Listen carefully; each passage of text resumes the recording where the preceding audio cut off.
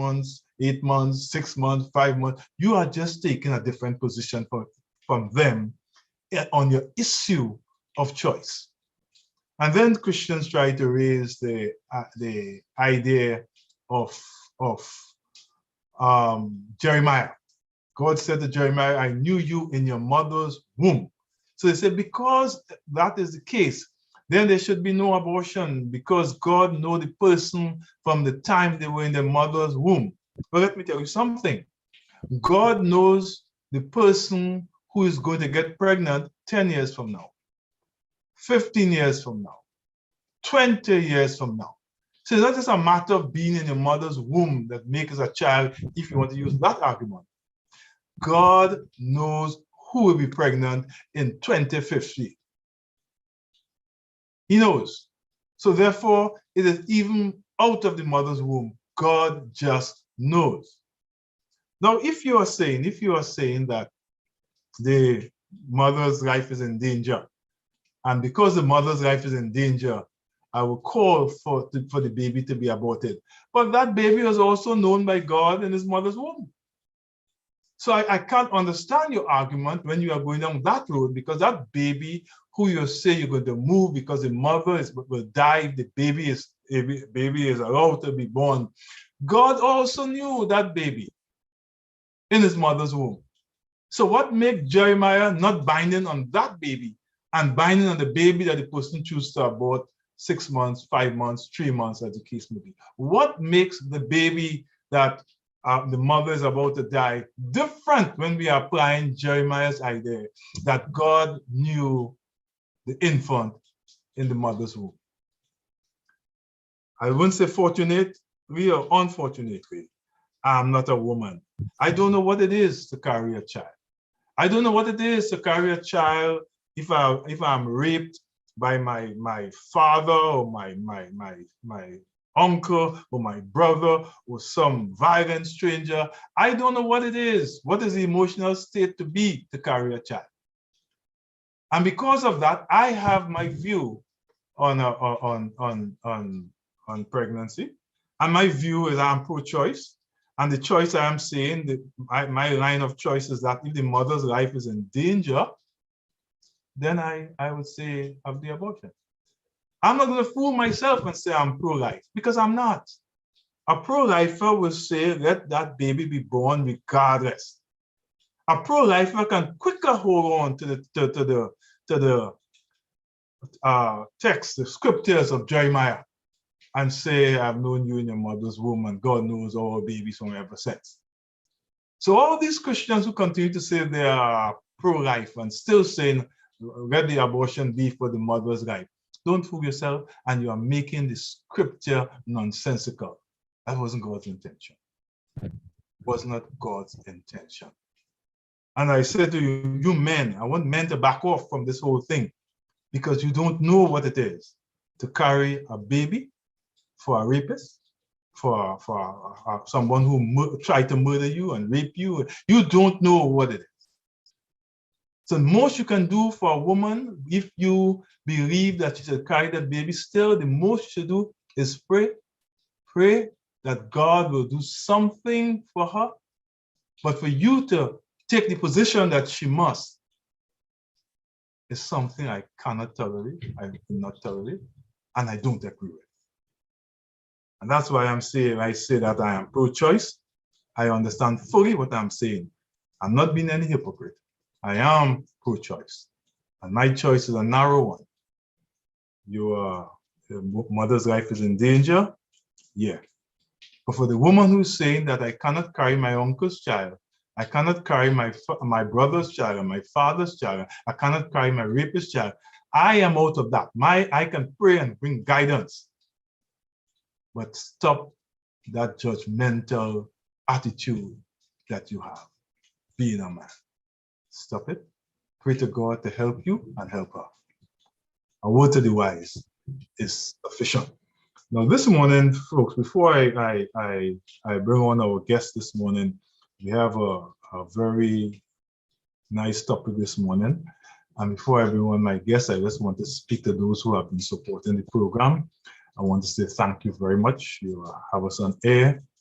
And because of that, I say thanks for all those who are out there, my sister out there in Pennsylvania, my sister Lynette Greenwich, my sister June in New York, my sisters are out here in Trinidad, Julie and Sister Gemma and Sister Graham and Sister Liana and Sister John.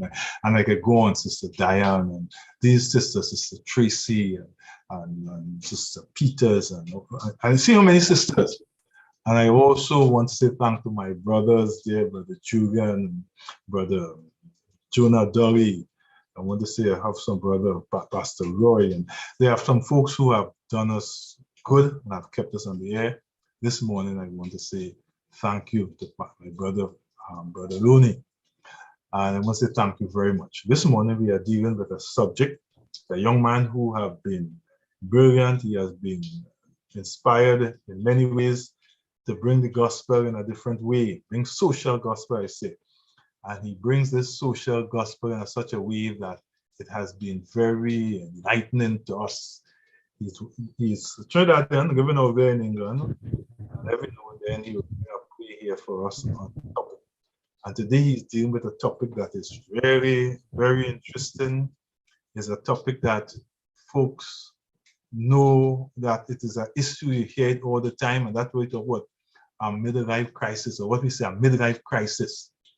And before I begin asking Alan Charles about this, Alan, welcome again to Victorious Lifestyle. Welcome to the best place on earth. And I know you find so.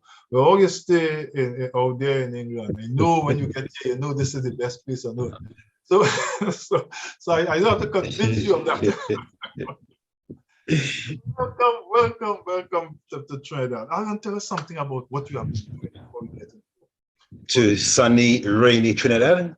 Sunny, rainy Trinidad, lovely people, lovely music, lovely culture, lovely food, everything lovely women, everything lovely is Trinidad. That's what you know in Trinidad, because everything around is lovely. So what have you been doing, Alan, outside? What have you been doing? Well, recovering from the COVID pandemic of the last 2 years, a period of time which I thought that gave us time to rest and to resurface and to restructure our minds and stuff. So after that, now we have been tackling this new play, Midlife Crisis. So we've done it in the UK, and now we're bringing it to Trinidad, and it's a topic that's dear to my heart, because I think that it has affected me because I'm at that time. And so it's almost like a semi-testimony, because they say you must write what you know. And so 5 years ago, I was 47, and I realized that something was happening to me, happening in my life. And so just doing some research and talking to folks, I came across this thing, midlife crisis. Yeah. And I thought I have to address that. What is this midlife crisis? What is this? Okay, in a nutshell, it's actually a phrase that was coined in 1965 by a psychoanalyst called Elliot Jack. And it says that it's a period of time where there's a loss of self-confidence, feeling of an anxiety and fear in regards to your goals and achievement, or lack thereof of goals or achievement in your life. So you look at your life and you think, oh my gosh, am I where I should be? Have I done what I should have done by this certain time? And if you haven't, then you become anxious, you become fearful, you become disappointed in your life. And then you may seek to do stuff to correct that. And you may make judgments that are not healthy for you because you're trying to play catch up.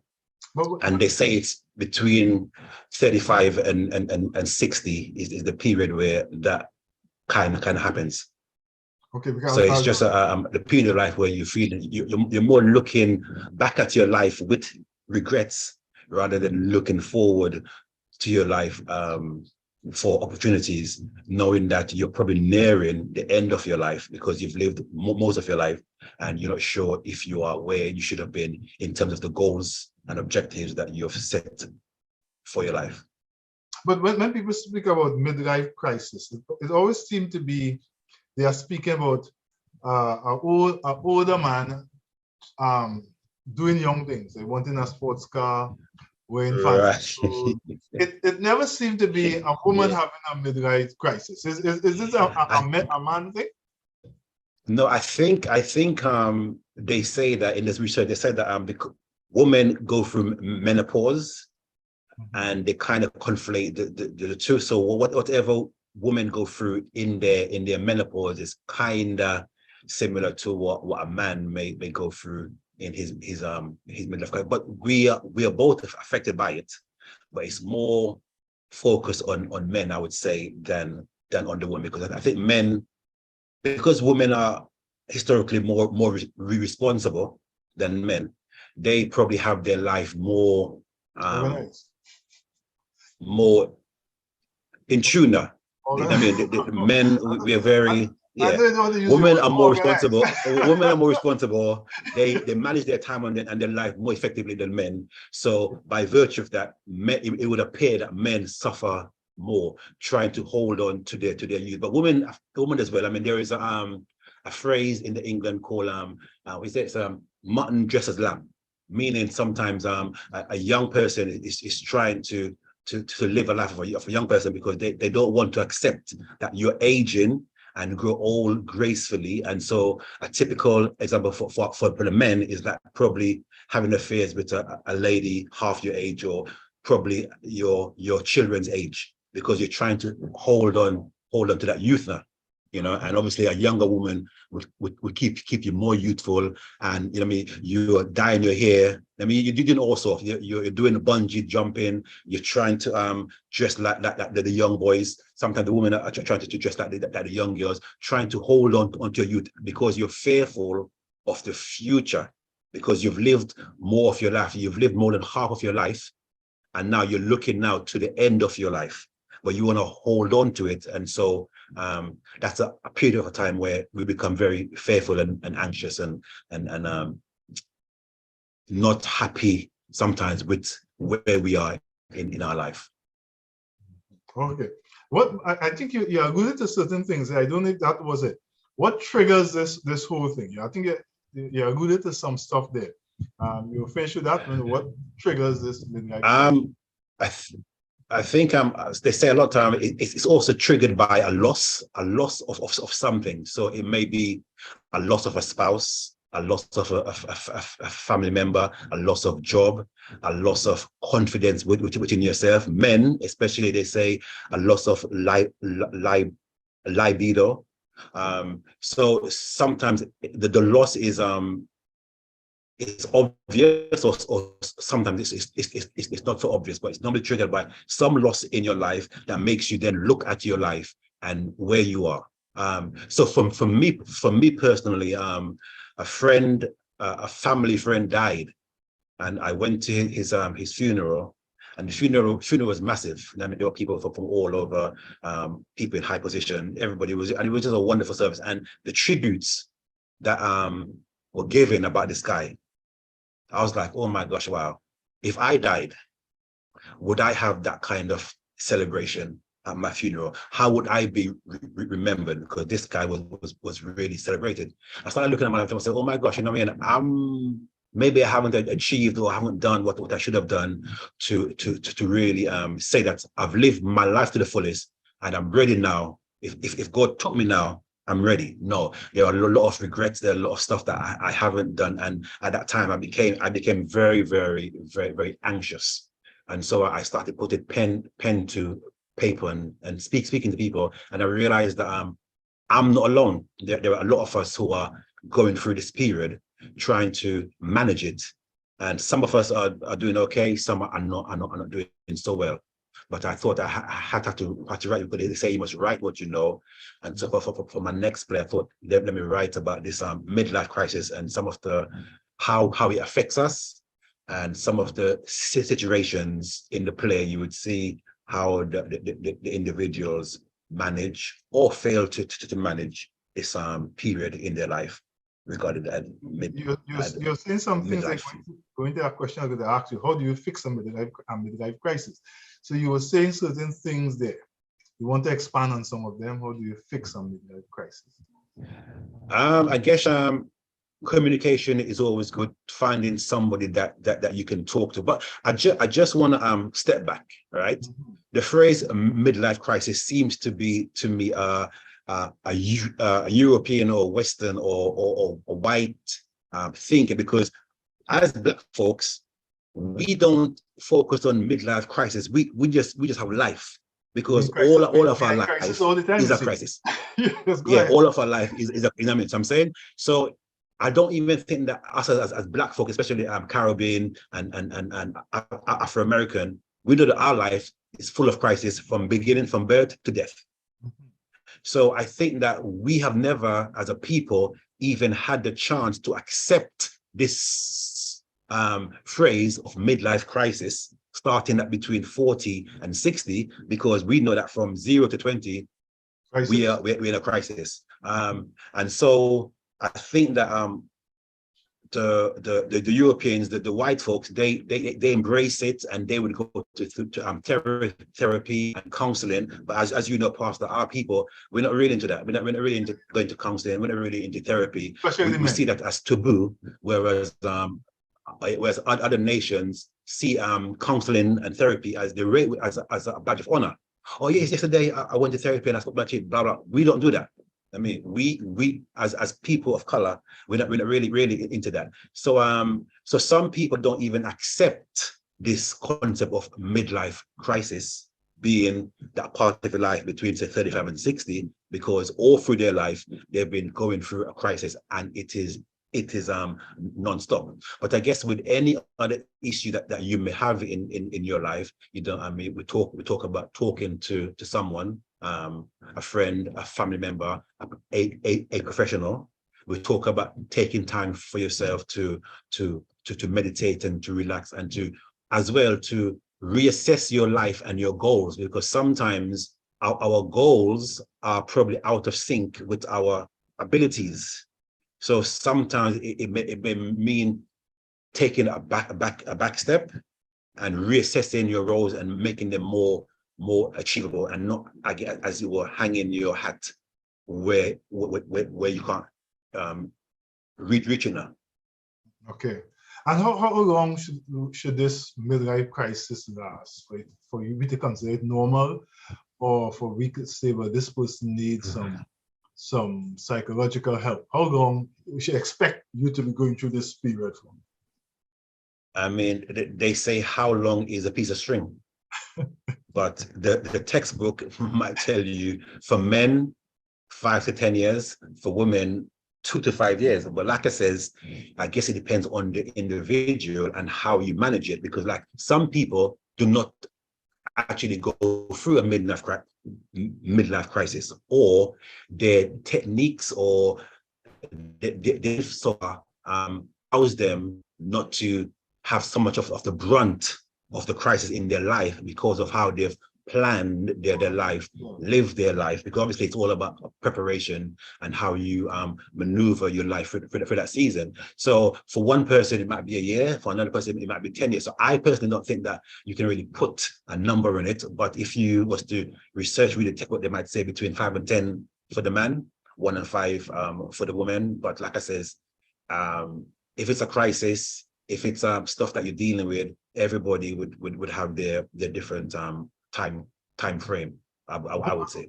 And why most of the time an affair has to be part of it? Why most of the time? Some extramarital affair has to be part of it. Why the issue of having an affair becomes part of the whole thing?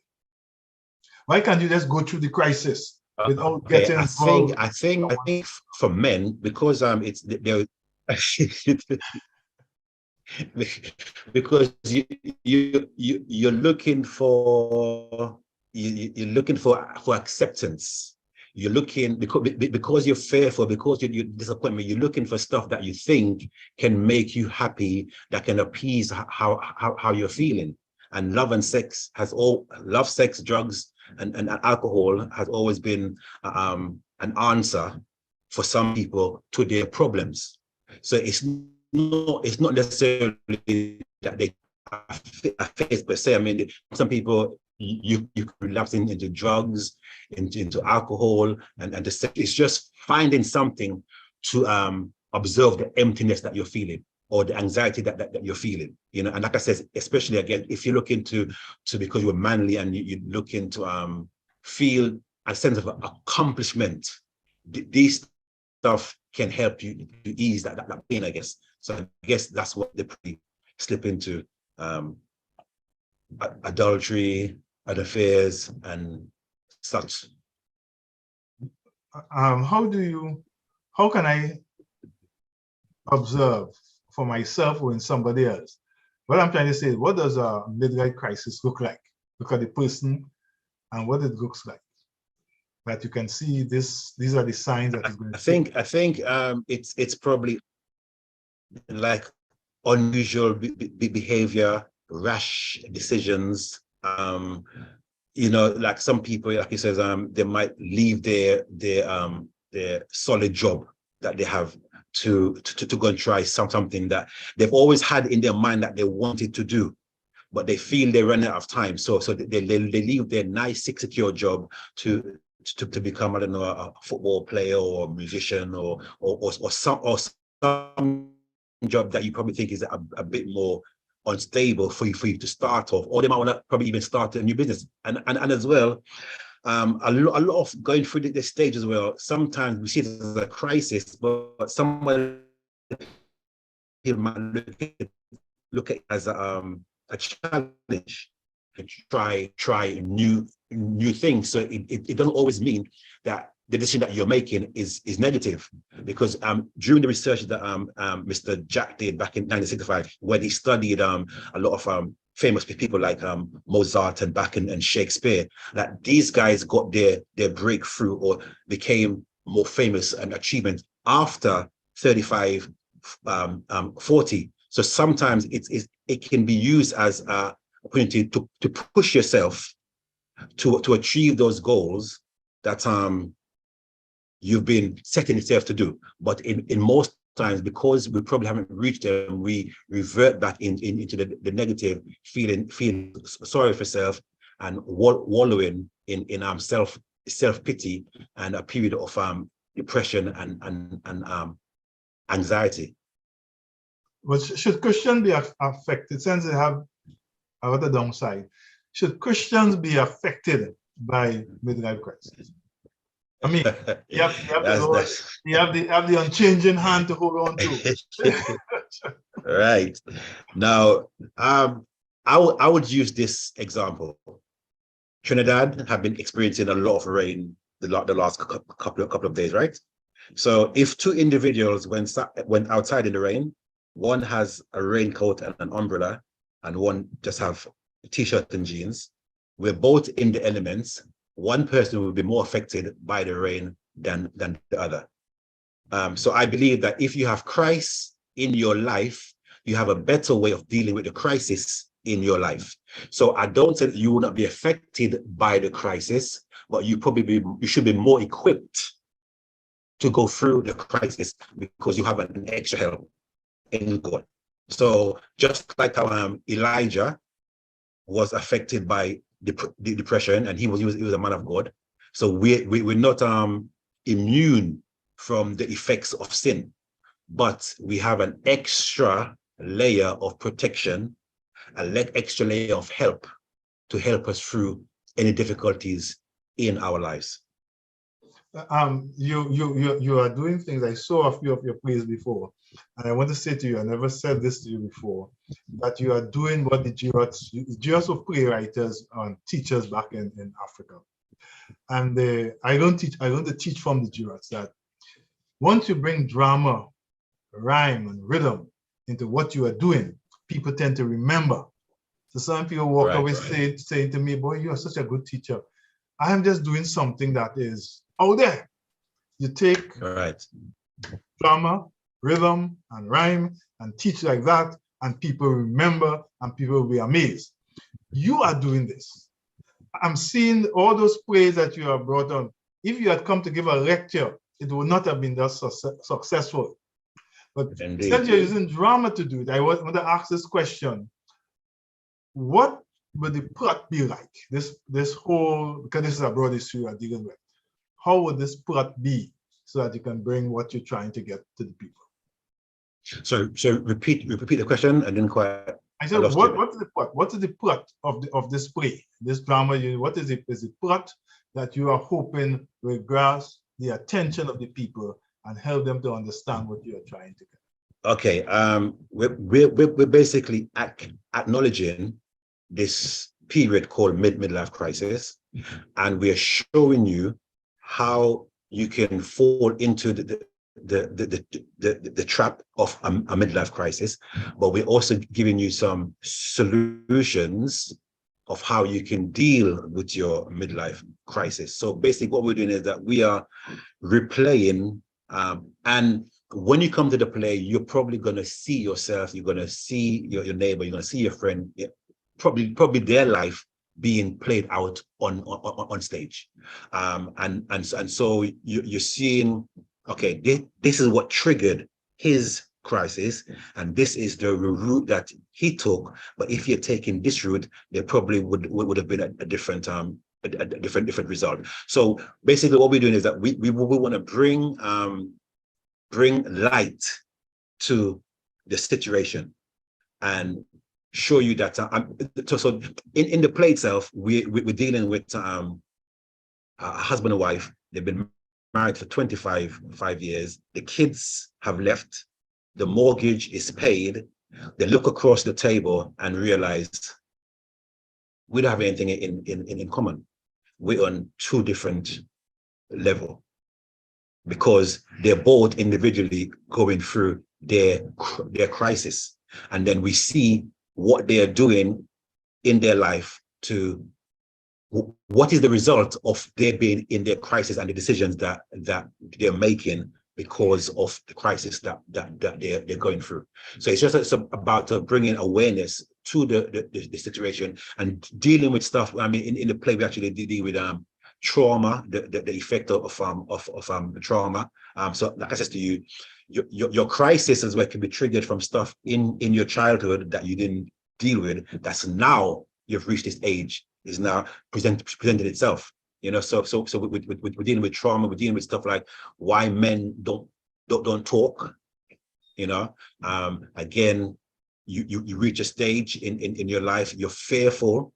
You're going through your stuff, but you're not talking. So your wife or your spouse, you're not talking to them, so they can't help you because you're holding everything in. So the play is really acting as a springboard for discussions, a springboard to talk one with another.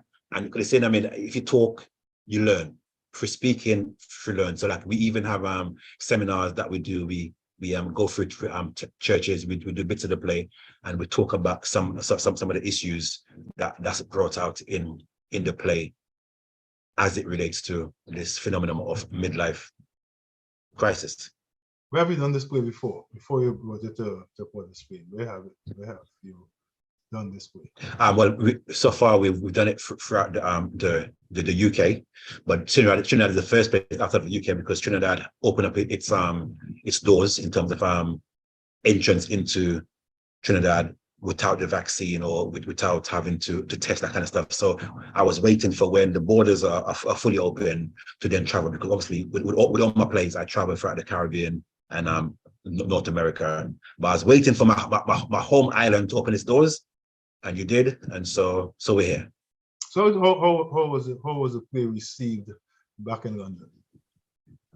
Yeah, I mean it was received well, because like I said, it's a shared experience, especially for people of my generation, my age group, like I said, that bracket between 35 and 60, because you're either going through it, or your parents are going through it, or your children, depending on what, are going through it. So it's not just, it doesn't just affect that age bracket. If you have children, it's going to affect them, because if your behavior changes, it's going to affect your children, it's going to affect your parents, your friends, your colleagues, because you're changing, because you're not able to manage your crisis. So it is a family play for everybody, even though the main focus is that 40, 35 to 60 age gap.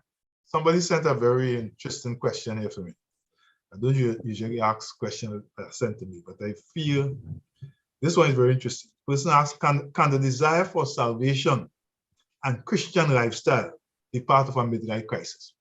Can you reach a time in your life that you have a desire to be a Christian, desire to change your life, man, embrace God, and it could just be a midlife crisis you're going?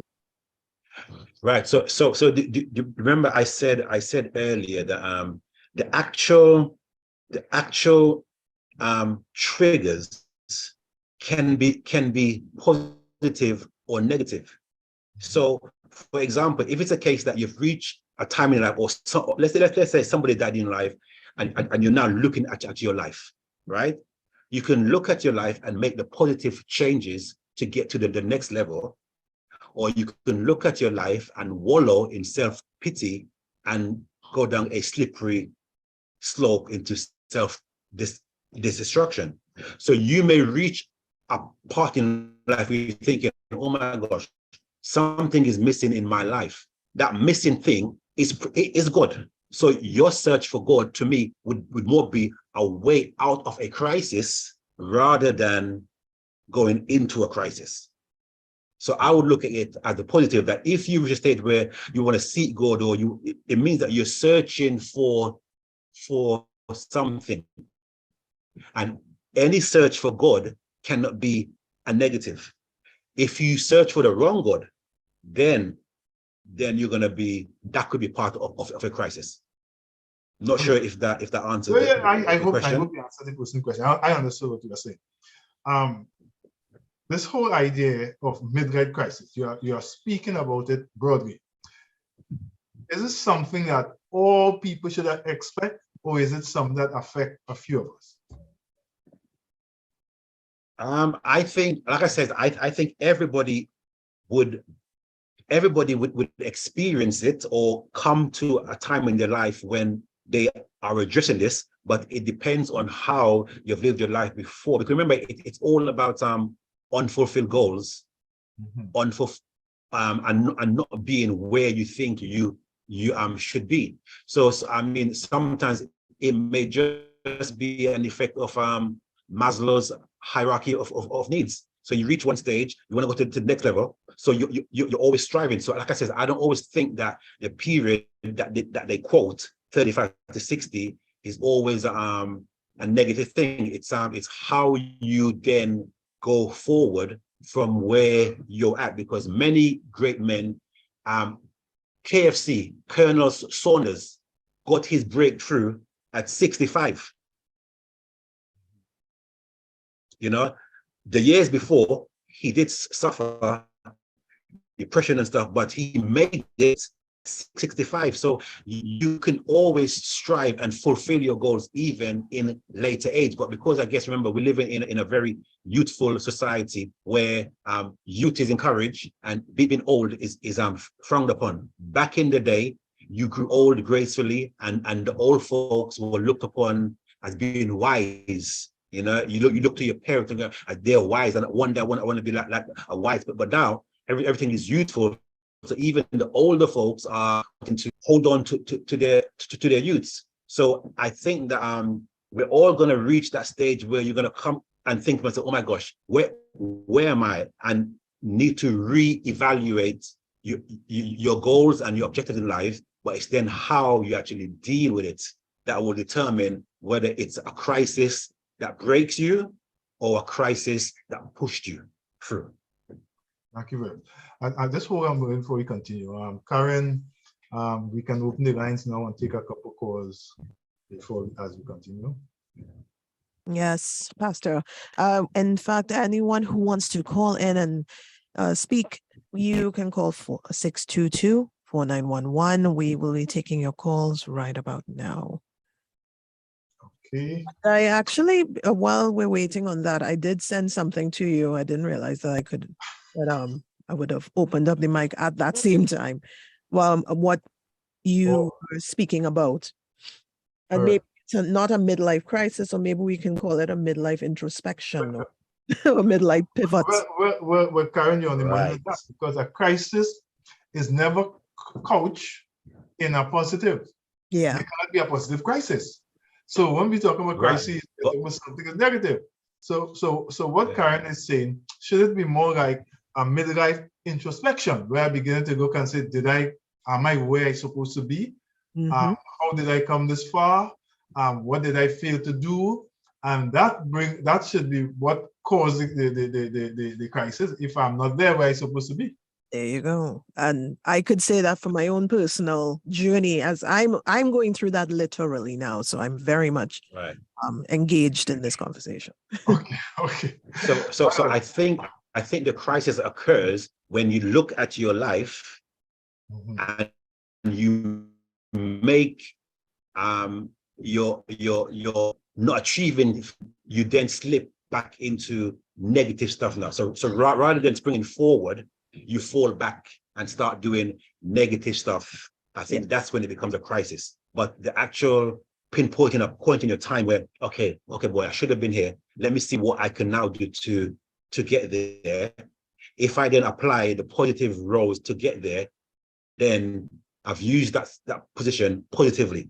But if I wallow and start doing negative stuff, damaging stuff, then that's when I think the crisis manifests itself.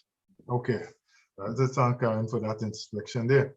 That interjection, because as I began reading what she was saying, I recognized, oh wow, yes, because a crisis is a negative thing.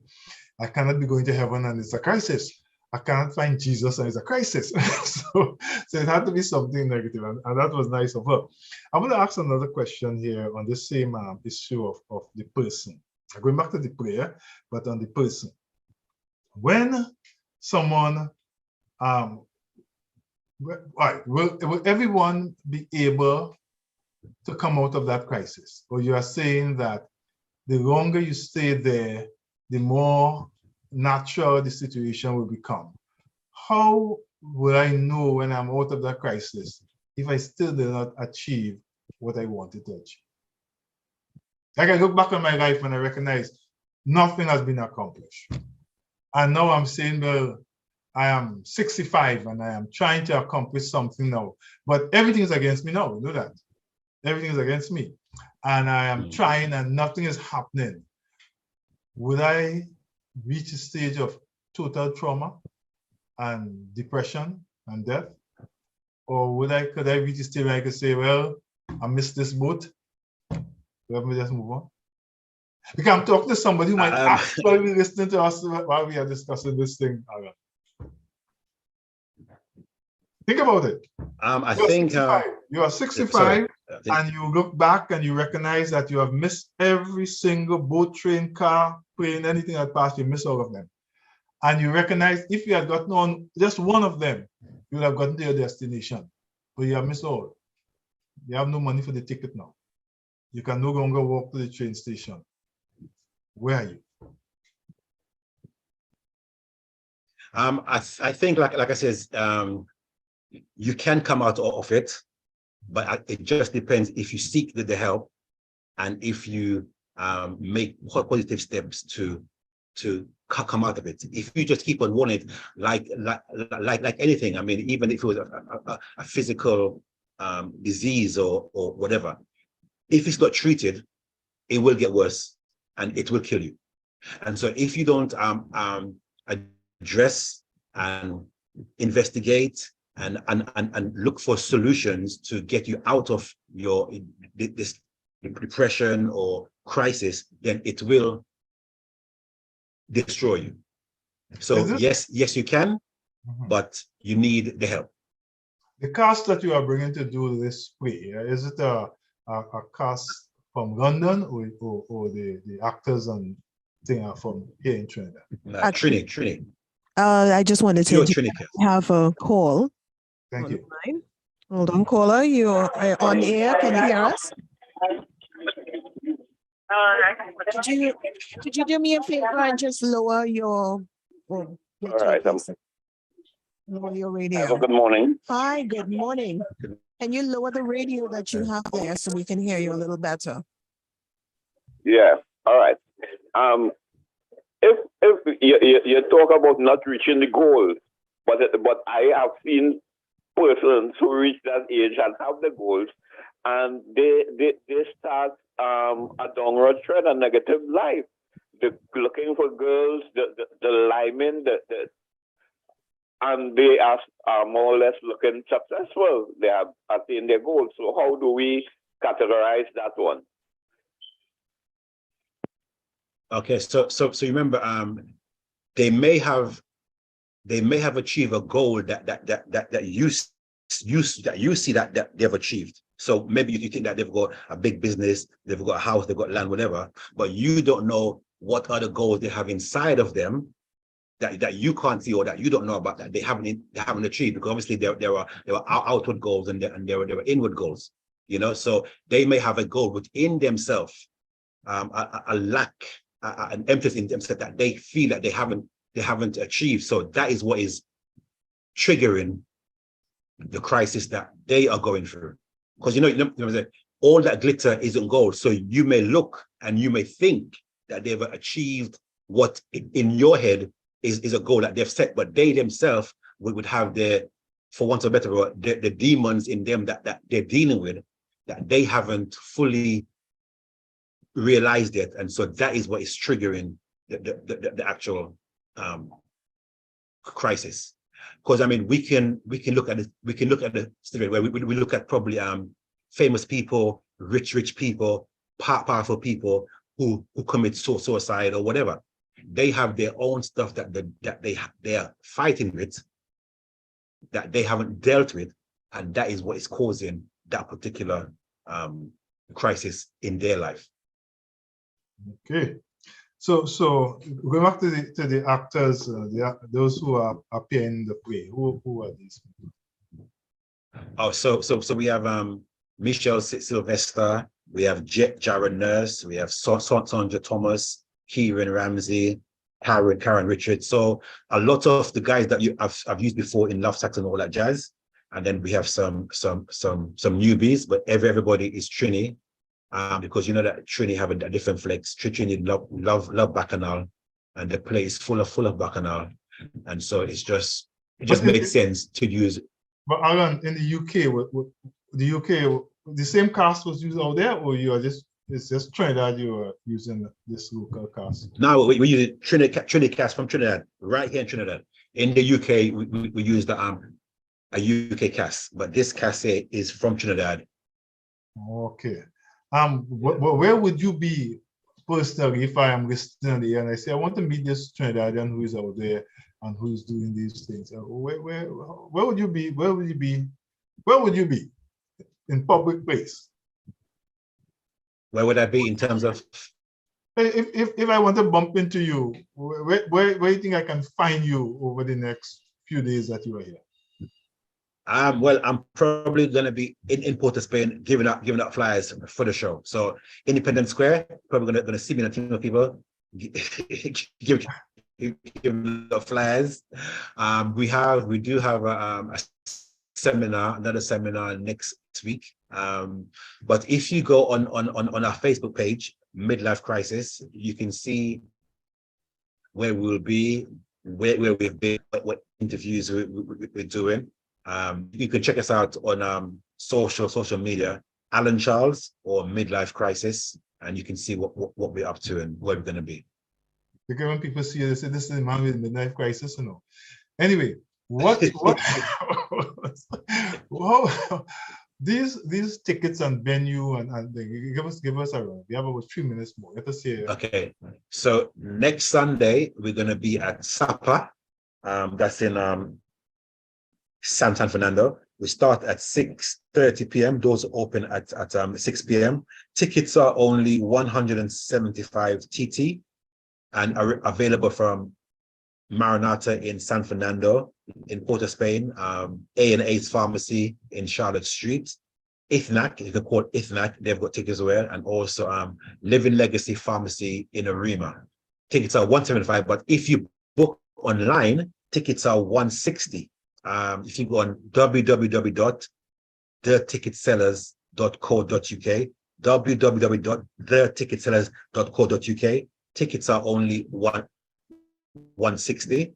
You're going to see it in pounds, but when you do the ratio, it's actually